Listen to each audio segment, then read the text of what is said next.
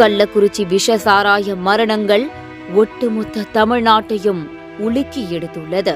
உயிரிழப்பவர்களின் எண்ணிக்கை அதிகரித்துக் கொண்டே போவது மேலும் சோகத்தை உண்டாக்கியுள்ளது.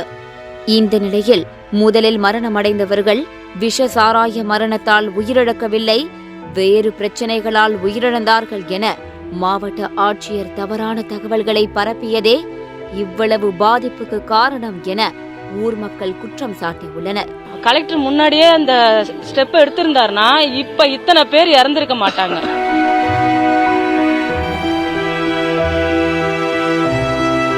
என்ன நடந்தது? விரிவாக பார்ப்போம். கள்ளக்குறிச்சி மாவட்டம் கருணாபுரத்தில் நேற்று முன்தினம் சட்டவிரோதமாக சாராய விற்பனை நடந்துள்ளது. இந்த சாராயத்தை வாங்கி குடித்த பலருக்கு அன்று நள்ளிரவில் இருந்தே கண் எரிச்சல், வயிற்று வலி, இரத்த வாந்தி போன்ற உபாதைகள் ஏற்பட அரசு மருத்துவக் கல்லூரி மருத்துவமனையில் சிகிச்சைக்காக அனுமதிக்கப்பட்டுள்ளனர். நேற்று காலையில் இருந்து சிகிச்சைக்காக வருபவர்களின் எண்ணிக்கை அதிகரித்துள்ளது. தவிர தீவிர சிகிச்சைக்காக பக்கத்து மாவட்ட மருத்துவமனைகளுக்கும் அனுப்பி வைக்கப்பட்டுள்ளனர். இந்த நிலையில் சிகிச்சை பலனில்லாமல் ஒவ்வொருவராக உயிரிழக்கவும் தொடங்கினர்.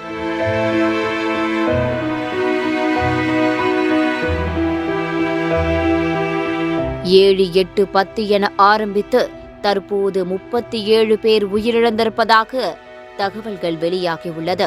100க்கும் மேற்பட்டோர் சிகிச்சை எடுத்து வருவதாகவும் சொல்லப்படுகிறது. எதிர்க்கட்சிகள் ஆளும் திமுக அரசின் மீது கடுமையான விமர்சனங்களை முன்வைத்து வருகின்றன. இந்த நிலையில் காலையிலேயே அரசு நடவடிக்கை எடுத்திருந்தால் இந்த நிகழ்வே நடந்திருக்காது என்றும், விஷ சாராய மரணம் என ஆரம்பத்திலேயே சொல்லியிருந்தால் இந்த எண்ணிக்கை அதிகரித்திருக்காது என்றும் ஊர் மக்கள் தெரிவிக்கின்றனர். இதுகுறித்து அவர்கள் பேசும்போது, காலை 6 மணிக்கு சுரேஷ் என்பவர்தான் முதலில் இருந்தார். அவருடைய இறப்புக்கு போனவர்களுக்கும் சாராயம் கொடுத்திருக்கிறார்கள். தொடர்ந்து அனைவருக்கும் வாந்தி, வயிற்றுப்போக்கு உண்டானது. 7 மணி அளவில் பிரவீன் என்பவரும் மரணமடைந்திருக்கிறார். காலை 11 மணி அளவில் ஊர் மக்கள் இதுகுறித்து செய்தியாளர்களிடம் சொன்னோம். அப்போதே அரசு நடவடிக்கை எடுத்திருந்தால் இது போன்ற உயிரிழப்புகள் நடந்திருக்காது.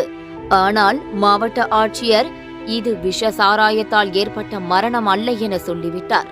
அதை கேட்ட மக்கள் இது சாராயத்தால் ஏற்பட்ட மரணம் அல்ல என நினைத்து மீண்டும் குடிக்க ஆரம்பித்துவிட்டனர். உயிரிழப்புகளுக்கு முழு காரணம் அரசாங்கம்தான். இந்த விவகாரத்தில் விஷ சாராயத்தால் தான் உயிரிழப்பு ஏற்பட்டது என்று முன்பே கூறியிருந்தால் 30க்கும் மேற்பட்டவர்கள் உயிரிழந்திருக்க வாய்ப்பில்லை என்றும் அப்பகுதியினர் வேதனை தெரிவிக்கின்றனர். ஆனால் ஆட்சியர் சரியான தகவல்களை சொல்லியிருக்க வேண்டும் என்பது சரிதான்.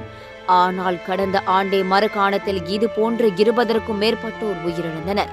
அதற்கு பிறகு தீவிரமான நடவடிக்கையை அரசு எடுத்திருந்தால் இந்த அசம்பாவிதம் நிகழாமலேயே தவிர்த்திருக்கலாம் என்பதே சமூக ஆர்வலர்களின் கருத்தாக இருக்கிறது.